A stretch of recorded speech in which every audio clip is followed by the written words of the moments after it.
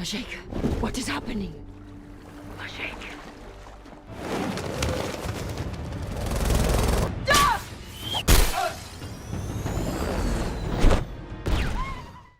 Blending the aquatic beauty, the epic adventure, and the environmental theme of Avatar, that's Avatar 2, the true sci-fi masterpiece that took 13 years to make. But it was worth the wait. How did James Cameron spend all that money? And what did he create? Find out in this video as we reveal some insane facts about the movie, its earnings, its future, and its stars. I hear her heartbeat. She's so close. So, Avatar: The Way of Water is the long-awaited sequel to the mega-hit Avatar from 2009, directed by James Cameron. This time, the movie is diving deep into an underwater adventure with Jake Sully and his Na'vi family on the moon Pandora. But there's trouble brewing as the humans come crashing back onto Pandora with a bone to pick.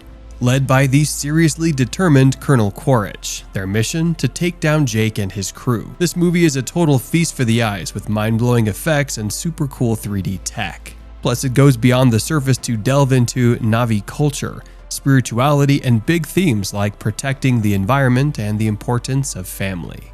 The movie also brings back some familiar faces and introduces us to a few new ones. Sam Worthington is back as Jake Sully, the human-turned-Na'vi hero. Zoe Saldana shines as Neytiri, Jake's wife and the princess of the Omaticaya clan. And keep your eyes peeled for Stephen Lang, who makes a surprising return as the not-so-dead-after-all Colonel Miles Quaritch. Sigourney Weaver's back too, but in a brand new role called Kiri. Then we have Kate Winslet joining the crew as Ronal, a deep-sea diver from the Metkayina clan, plus CCH Pounder plays Moat, the wise leader of the Omaticaya, and Matt Gerald plays the not-so-friendly Corporal Lyle Wainfleet. In this movie, James Cameron took inspiration from the stunning waters in Indonesia and the awesome Baho tribe. The flick dives into the story of the sea-dwelling Metkayina tribe, one of the cool Na'vi crews on Pandora. They call Awa'atlu village home, right by the sea, with its huts on stilts and woven roofs, kind of like the Baho tribe in Indonesia. But The Way of the Water splashed through screens using a massive 900,000 gallons of water, and Kate Winslet held her breath for 7 minutes and 14 seconds underwater, beating Tom Cruise's record in Mission Impossible by a wet minute. If you caught the movie, you spotted some familiar faces from the first Avatar, but there's a whole bunch of new sea critters swimming in, all specially dreamt up for the flick, like the Tulkun, a whalish wonder. The film crew even hooked up with people from the University of Victoria in New Zealand to make these creatures real. Avatar 2: The Way of the Water hit the screens in over 160 languages worldwide. This 3D and 4K flick made a splash at CinemaCon on April 27, 2022. Thanks to R.C. Mughal, after the first film, fans were practically holding their breath for this one. Speaking of languages, in the first Avatar, everyone chattered in the made-up Na'vi language, thanks to Professor Paul Frommer.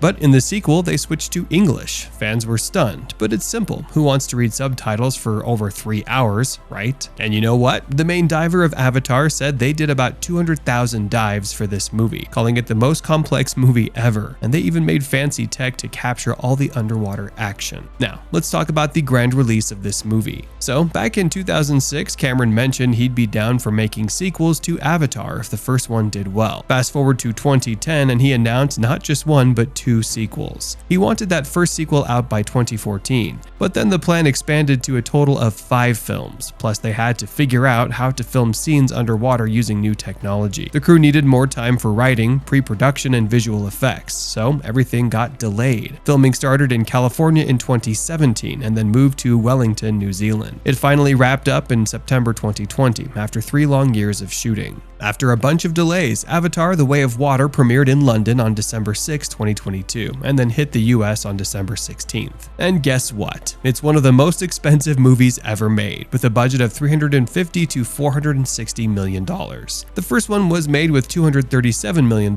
and raked in a massive $2.9 billion. Now, Cameron was so stoked about Avatar 2 that he wanted top-notch gear for the job.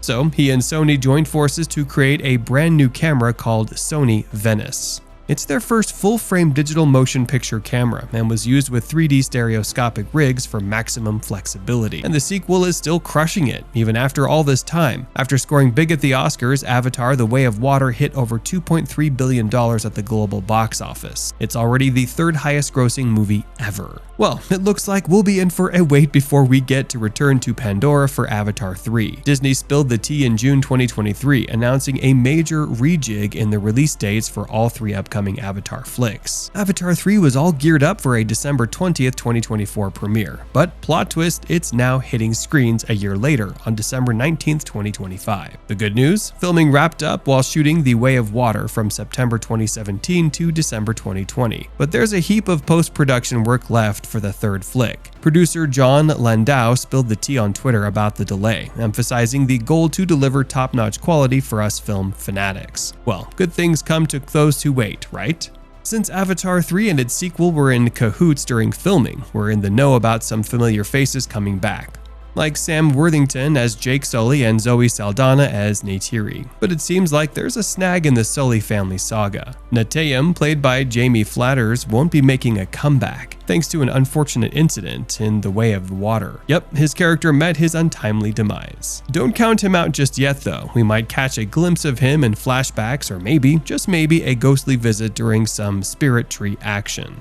But let's face it, Neteyam is gone for good. And in this crazy roller coaster of release dates, we're now eyeing Avatar 4 on December 21st, 2029, and Avatar 5 on December 19th, 2031. Some scenes for the fourth movie are already in the can with the younger cast, but there's still more to shoot. As for the fifth one, it's still playing hard to get with production, but at least it's got a full script in the bag. Now, Kate Winslet, playing the role of Ronal, reunites with James Cameron a quarter century after Titanic's big splash. This time, Cameron handed Winslet a major role, even though she once swore she'd never work with him again. After Titanic, she joked, "You'd have to pay me a boatload of cash to team up with Jim again." But she's singing a different tune now, calling these new movies totally unique, but linked by one thing: water. Winslet also raved about Cameron's scripts, saying they're a real treat since he's a total perfectionist. So let's set the scene back to 1997's Titanic. Winslet played a 17-year-old rich gal, Rose, while DiCaprio at 22 portrayed penniless heartthrob Jack Dawson. Remember that steamy drawing scene? Rose bared it all, well, almost, only donning her Heart of the Ocean bling. Why the cold feet now? Simply put, Winslet's not a fan. She spilled the beans about her second thoughts, admitting, "I'm not watching that. I'll be at the bar." She wishes she had kept more under wraps. We all do things we regret when we're young and hungry to prove ourselves. Anyhow, Avatar 2 is not giving her tough times. This movie made quite a splash with an IMDb rating of 7.6 out of 10 and a lengthy runtime. Fans are tipping their hats to its visuals, earning a fresh stamp on Rotten Tomatoes. But some say the story's as thin as a paper boat and can't keep up with Cameron's fancy tech. If you've watched this movie, let us know what you think in the comments. Until the next cinematic voyage, stay afloat and catch you on the flip side.